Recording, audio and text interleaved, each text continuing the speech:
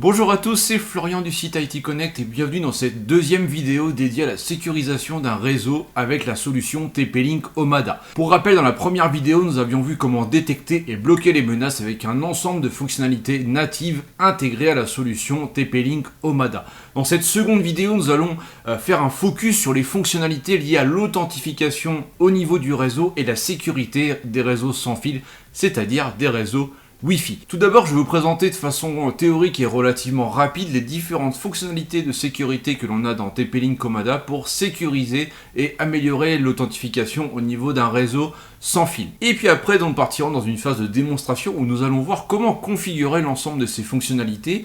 J'en profite également pour vous rappeler que la solution TP-Link Omada est entièrement gratuite, c'est-à-dire qu'il n'y a pas de coût de licence, il n'y a pas de coût non plus de maintenance.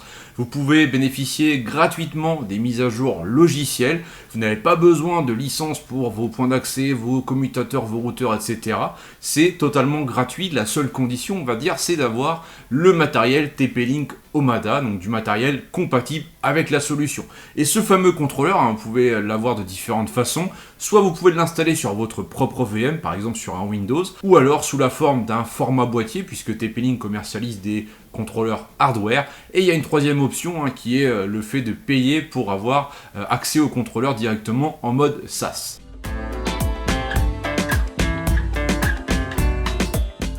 Donc nous allons faire un tour d'horizon des fonctionnalités liées à l'authentification réseau et à la sécurité du Wi-Fi. Donc au niveau de TP-Link Omada, qu'allons-nous avoir en termes de fonctionnalités? On va avoir 6 grandes fonctionnalités qui sont présentées ici à l'écran et que je vais vous présenter une à une et qu'on va voir ensuite en pratique.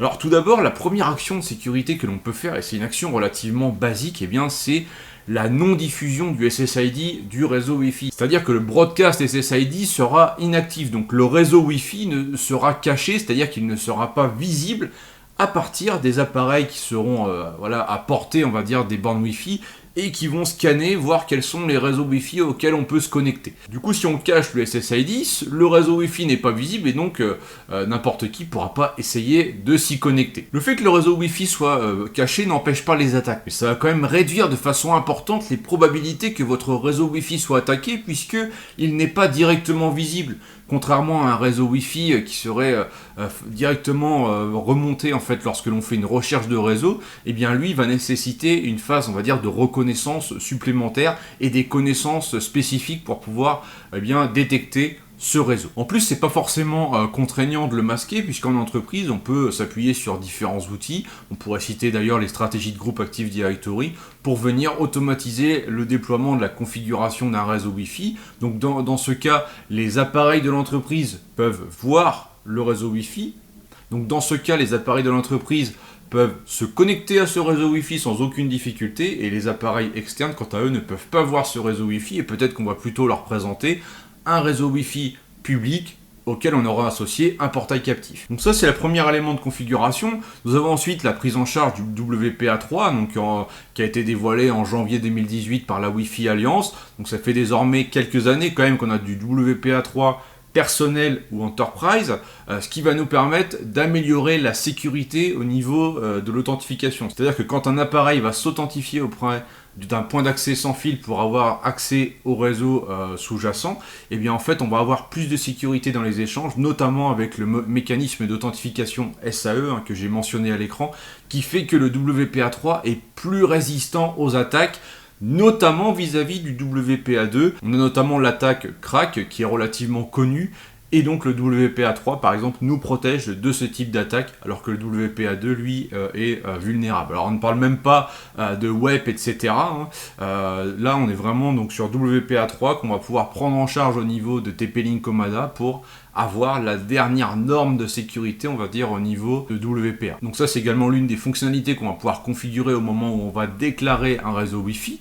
On va avoir ensuite tout ce qui va être le filtrage des flux avec des ACL au niveau des points d'accès. C'est-à-dire qu'on va pouvoir créer des règles directement au niveau des bornes Wi-Fi pour dire, bien, tel SSID ou tel périphérique ne peut pas accéder à tel équipement ou à tel réseau. Donc on pourrait imaginer que sur un certain SSID, on va empêcher les machines d'accéder peut-être au serveur de l'entreprise, à un copieur, voilà, ce que l'on veut en fonction de la politique de sécurité. En complément, nous avons ce que l'on appelle l'authentification par PPSK. Alors les PPSK, c'est quoi? C'est un système de clés privées prépartagées. C'est-à-dire que dans la configuration du réseau Wi-Fi, nous allons activer l'authentification PPSK. Et donc une PPSK, c'est quoi? C'est une clé de sécurité qui va être associée à un appareil. On imagine qu'on génère 10 clés PPSK pour permettre de se connecter à un réseau Wi-Fi, et bien en fait on va pouvoir avoir une clé de sécurité unique pour chaque appareil. Lorsque l'appareil va se connecter avec une clé PPSK, elle va lui être associée via son adresse MAC et il est le seul périphérique à pouvoir s'authentifier auprès du réseau. D'ailleurs le PPSK est généralement utilisé en complément de l'authentification 802.1x, qui est vraiment la méthode d'authentification la plus sécurisée et recommandée pour l'entreprise, mais c'est pas forcément la plus légère à mettre en œuvre. Pourquoi je dis que c'est complémentaire le PPSK au 802.1x? En fait, dans certains cas, il y a des équipements qui ne supportent pas l'authentification 802.1x, et donc dans ce cas-là, on peut mettre en complément l'authentification PPSK, ce qui permettra de connecter ces équipements-là.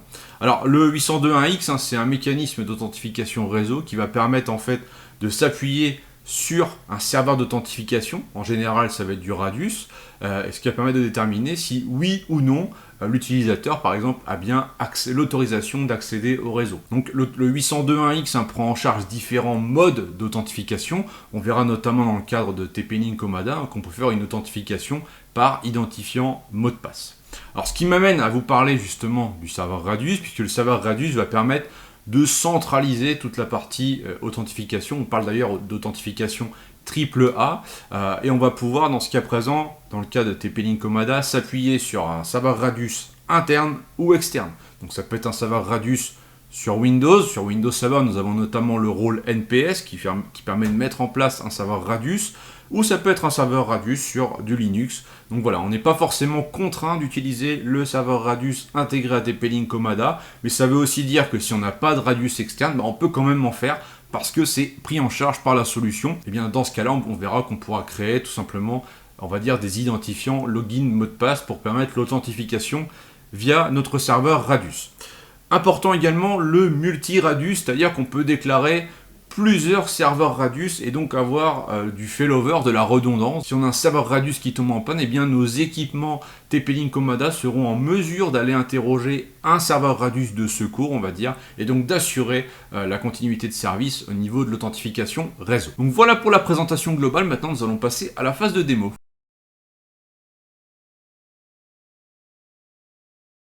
Je me suis connecté à l'interface TP-Link Comada. Je vais retrouver ici dans WLAN la liste de mes réseaux Wi-Fi. Je vais éditer celui qui s'appelle IT Connect. On va voir ici qu'on va accéder donc à l'interface de configuration du réseau Wi-Fi. On va retrouver un certain nombre de paramètres, dont certains que je viens d'évoquer dans la partie présentation. Ce qui va nous intéresser particulièrement pour commencer, c'est le fait de pouvoir rendre visible ou invisible le SSID, donc la diffusion du SSID. Et donc on a l'option ici SSID Broadcast, il suffit d'activer ou désactiver. Ici je suis sur le SSID IT Connect. Si je vais sur une autre machine sur laquelle il y a du Wi-Fi, je vois mon réseau IT Connect ici qui apparaît bien. Donc ce que je vais faire tout simplement, c'est décocher cette option pour ne plus diffuser ce réseau. Je vais appliquer, et en fait du coup on va relancer une recherche de réseau Wi-Fi. Donc je désactive le Wi-Fi, je le réactive, comme ça ma machine va forcément refaire une recherche, et on va voir que le réseau IT Connect en fait va disparaître. Voilà, donc le réseau IT Connect n'est plus là, donc c'est parce que son SSID est caché. D'ailleurs on voit bien maintenant réseau masqué, donc après c'est à moi de me connecter dessus, de mettre le SSID et le nom pour pouvoir me connecter. Donc il faut connaître vraiment les deux informations pour pouvoir s'y connecter. Attention, c'est pas parce que vous masquez le SSID qu'il faut mettre un mot de passe bidon, voire même pas de mot de passe du tout. Il faut vraiment que ce soit une mesure de sécurité supplémentaire en plus de tout le reste. Il faut pas que ce soit... Faut pas que vous vous dites c'est bon, c'est caché, je peux mettre un mot de passe non robuste. Non, pas du tout. Il ne faut pas négliger cette partie-là. Donc voilà pour la première action très basique mais importante. Je vais retourner dans les paramètres du réseau IT Connect, puisqu'on va voir ici dans la partie sécurité que j'ai le choix entre WPA, personnel ou Enterprise. Alors ça c'est vraiment la partie globale, ce qui détermine également les modes d'authentification, puisque si on est en mode entreprise, on doit forcément s'appuyer sur un Radius. Alors que si on est en mode personnel, en fait on peut s'appuyer tout simplement sur une clé de sécurité. Ce qui va m'intéresser ici, c'est le WPA mode, puisque je vais pouvoir déterminer ici si je vais mettre en WPA 3 ou WPA 2. Et en l'occurrence, là, j'ai pas trop de choix parce que j'ai activé la bande de fréquence en 6 GHz. Mais si j'enlève ça, alors on va voir que ici, voilà, j'ai différents modes d'authentification qui sont proposés. Et donc, j'ai bien le WPA3 SAE qui est ici, que je peux sélectionner, voilà, et également activer la bande de fréquence 6 GHz. Donc là, ça me permet de passer en mode WPA3 sur mon réseau. Je vais maintenant ajouter une couche de sécurité encore en plus avec une simple règle de filtrage qui va être là pour vous montrer un petit peu comment ça marche. Donc je vais aller dans la partie ACL. Dans la précédente vidéo, nous avions vu la partie ACL au niveau de la passerelle ici. Là, on va basculer dans la partie ACL au niveau du point d'accès. On va pouvoir créer une nouvelle règle, on va pouvoir bloquer. Je vais marquer par exemple bloquer accès au NAS, je vais bloquer l'accès à mon NAS. Donc on active ou désactive la règle. Soit c'est une politique de refus ou de permission. On choisit les protocoles. On peut bloquer par exemple tous les protocoles vers une machine ou un groupe de machines spécifiques. La source, la source ce sera le SSID. Alors quel SSID? Tous ceux de mon groupe par défaut ou un SSID spécifique, je peux dire tiens, tous ceux qui sont connectés au SSID IT Connect ne peuvent pas accéder, par exemple, voilà, à mon IP group qui s'appelle NAS. Et mon IP group NAS, en fait, ça correspond à simplement à une machine, comme on le voit ici, qui a l'adresse IP, donc en .149. Donc quand vous ajoutez comme ça une machine en IP group, et que c'est vraiment une seule machine, il faut bien penser à mettre le masque en /32. Donc ensuite, on va pouvoir créer cette règle. Sur l'autre machine, je me suis connecté au réseau IT Connect, du coup, sur lequel s'applique cette restriction. Je vais tenter d'accéder à l'interface du NAS et on va voir que ça va tourner en rond puisqu'en fait je vais avoir mon ACL qui va m'empêcher d'accéder au NAS. Donc là on voit bien, ça mouline, et au normalement il va me dire qu'il n'arrive pas à joindre l'autre. Ce que je pourrais faire d'ailleurs pour le vérifier, c'est aller directement ici et désactiver la règle qui va permettre du coup d'autoriser de nouveau l'accès au NAS. Et donc si je retourne sur l'autre machine, voilà, on peut voir d'ailleurs que votre connexion n'est pas privée, mais pour le coup j'arrive bien maintenant à accéder à cette machine et je vais pouvoir m'y authentifier, voilà, comme on le voit actuellement à l'écran. Donc nous allons rebasculer sur la partie Omada, puisqu'on va s'intéresser maintenant à la partie PPSK. Alors la partie PPSK ici, moi j'ai déjà créé en fait un réseau IT-PPSK pour vous montrer. Donc en fait qu'on crée un réseau ou qu'on modifie un réseau existant, de toute façon nous avons la même interface. Donc on met un nom à ce réseau et en fait pour déterminer si on veut ou non du PPSK, en fait tout va se jouer ici dans la partie Security. Là on va prendre soit du PPSK avec radius ou sans radius. Donc là on va prendre sans radius pour vous montrer. Ensuite il faut associer un profil PPSK. Donc soit on a déjà un profil ou soit on en crée un nouveau. Donc on peut faire par exemple create new PPSK profil. On lui donne un nom, et après on a deux modes pour la génération des PPSK. Soit on les crée manuellement, c'est-à-dire ici je mets un nom, je donne une passphrase, je peux éventuellement faire une association directement au niveau de la MAC adresse et assigner un VLAN. Ensuite je fais add new PPSK pour en ajouter autant que je souhaite, on va dire. Soit je passe directement en mode auto, où là je lui dis combien de PPSK je souhaite, entre une PPSK ou jusqu'à 1024 PPSK. Si je veux mettre un préfixe au nom de la PPSK, ce qui pourra permettre de les retrouver facilement, la longueur de la passphrase entre 8 et 63 caractères et éventuellement une affectation de VLAN. Donc ce que j'ai fait en fait, moi, c'est que j'ai créé 10 PPSK de manière automatique, j'ai lié ensuite ce profil ici et j'ai validé. Donc du coup, dans mes profils ici, PPSK, je retrouve bien mon profil PPSK qui est associé à mon SSID, d'ailleurs c'est bien précisé ici, je peux modifier. Et là, j'ai la liste de mes 10 PPSK qui ont été générés avec le préfixe IT Connect. Et à chaque fois, j'ai la passphrase. Et on va voir ici que j'ai une passphrase qui a été générée selon les paramètres que j'ai définis. Donc là, je vais copier la passphrase. Je vais retourner sur l'autre machine. Je vais aller voir les réseaux Wi-Fi disponibles. Je vais prendre le réseau IT PPSK. Je vais faire se connecter. Là, il me demande la clé de sécurité réseau. Donc je mets bien la PPSK qui était visible tout de suite sur l'interface de TP-Link Omada. Je fais suivant. Donc là, je valide. Et je vais m'authentifier. Voilà, donc là, je me suis authentifié à mon réseau Wi-Fi avec ma clé PPSK personnalisée, on va dire. Ici, si je souhaite qu'une PPSK puisse être utilisée uniquement par une machine, eh bien, il va falloir mettre la MAC adresse de la machine ici. Sinon, en fait, une même PPSK peut être utilisée par plusieurs machines. Donc voilà, c'est important de connaître cette petite subtilité en fonction de ce que l'on veut faire. Je n'ai pas vu d'option qui permet de dire, voilà, dès qu'une PPSK a été utilisée par un appareil, qu'elle lui soit associée. Donc c'est à nous de venir mettre l'adresse MAC ici. Nous allons maintenant nous pencher sur la partie authentification 802.1x qui va être directement couplée au radius. Donc avant ça, en fait, ce qu'il faut, c'est retourner dans la vue globale au niveau de TP-Link Omada, deux façons à pouvoir activer en fait le serveur Radius. Donc on va activer le serveur Radius qui est interne, c'est-à-dire intégré dans la solution. Donc ici on va aller dans Server Settings et on va retrouver le built-in Radius, donc le serveur Radius intégré, il suffit de l'activer. Et après, eh bien, on va se mettre en mode automatique, on va définir un secret. Le port, eh bien, par défaut, c'est le 1812. Et on a une option ici qui est le Enable Tunneling Reply, qui permet de dire en fait si on veut faire de l'affectation de VLAN ou non. Donc si on veut faire de l'affectation de VLAN, il faut l'activer. Alors qu'est-ce que ça veut dire? Eh bien, ça veut dire qu'en fait, quand une machine s'authentifie à notre réseau Wi-Fi en 802.1x, on peut dire que, eh bien, en fonction du compte qui s'est authentifié, que la machine doit être dans tel ou tel VLAN. Donc ça, c'est très intéressant en entreprise, puisqu'on peut avoir un seul réseau SSID qui est diffusé, et ensuite, au moment de l'authentification, on va vérifier les autorisations de l'utilisateur, et en fonction justement de son profil, on va l'orienter, entre guillemets, dans un VLAN ou dans un autre, à partir du même réseau SSID à la base. Donc ça, c'est quand même intéressant, puisque ça va éviter aussi de gérer un SSID par VLAN. Donc voilà encore un avantage supplémentaire, on va dire, à l'implémentation du 802.1x. Une fois qu'on a fait ça, eh bien tout va se jouer en fait dans la configuration du réseau Wi-Fi. Donc on va retourner ici dans Wireless Network, WLAN. Je vais me remettre sur le réseau IT Connect. Je vais passer cette fois-ci en mode Enterprise, donc on va laisser tomber la clé de sécurité. Le profil Radius. Alors soit je prends le profil Radius intégré, donc qui est lié justement à la fonction que je viens d'activer, soit je crée un nouveau profil Radius. Donc ça c'est ce que vous devez faire si vous souhaitez utiliser un serveur Radius externe, que ce soit sous Linux ou sous Windows. Et donc les équipements TP-Link Comada vont s'appuyer sur ce serveur Radius pour le partie authentification. Donc derrière ça peut être lié à un Active Directory par exemple. Et on va pouvoir ajouter plusieurs serveurs d'authentification. Donc ici on a l'authentification serveur 1, donc le Radius 1, je peux ajouter un deuxième Radius, etc. pour avoir cette notion de redondance comme je l'expliquais. Et là on a du coup l'assignement des VLAN qui est ici disponible également au niveau du profil. Donc là moi je vais rester sur le profil par défaut. Donc je vais simplement le sélectionner, je vais valider comme ceci. Je vais ensuite retourner dans les profils qui sont là et je vais aller dans la partie Radius Profil. Radius Profil que je vais pouvoir l'éditer. Alors pourquoi je vais l'éditer? Ça va me permettre de voir déjà le secret du serveur Radius qui apparaît ici. Donc bien sûr en production on prendra une valeur beaucoup plus robuste. Et ici j'ai mes utilisateurs Radius. Je vais pouvoir créer un nouveau compte, soit une authentification basée par utilisateur, donc là un login, un mot de passe, soit par adresse MAC, donc là je mets l'adresse MAC de la machine.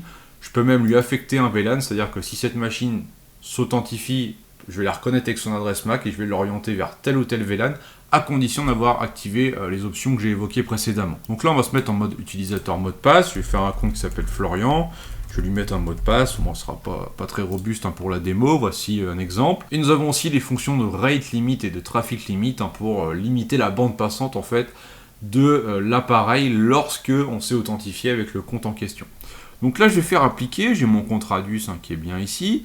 Donc ce que je vais faire maintenant c'est rebasculer sur mon ordinateur ici qui est en Wi-Fi. Donc il est actuellement sur le réseau PPSK. Je vais pour le coup rebasculer sur le réseau IT Connect. Donc ici je prends réseau masqué, je mets bien le nom IT Connect, je fais suivant. Et donc là il me demande un nom d'utilisateur, un mot de passe, donc je vais mettre Florian. Je vais mettre ensuite mon mot de passe donc qui correspond à mon compte Radius. On voit bien j'ai bien mis le même mot de passe. Je fais OK. Et je vais pouvoir m'authentifier comme ça par l'intermédiaire de mon Radius. Voilà pour ce qui est de la configuration de l'authentification 802.1x avec Radius, donc sur la solution TP-Link Comada. La dernière chose que je souhaitais vous montrer, c'est la partie MAC Filter ici, puisqu'on peut en fait faire du filtrage d'adresses MAC, donc soit des listes d'accès ou des listes de refus, c'est-à-dire qu'on peut faire une deny list, c'est-à-dire que toutes les adresses MAC qui sont déclarées ici dans un groupe d'adresses MAC ne pourront pas se connecter à ce réseau Wi-Fi, ou à l'inverse, on peut créer une liste d'adresses MAC pour autoriser que des adresses MAC spécifiques à se connecter à notre réseau. Donc voilà de quoi ajouter une couche de sécurité supplémentaire. Donc après ça peut être intéressant sur certains réseaux, mais attention également au fait que il va falloir gérer ces listes d'adresses MAC et donc ça peut être assez fastidieux on va dire. Donc voilà, en tout cas c'est une possibilité supplémentaire qui est offerte dans la solution TP-Link Omada.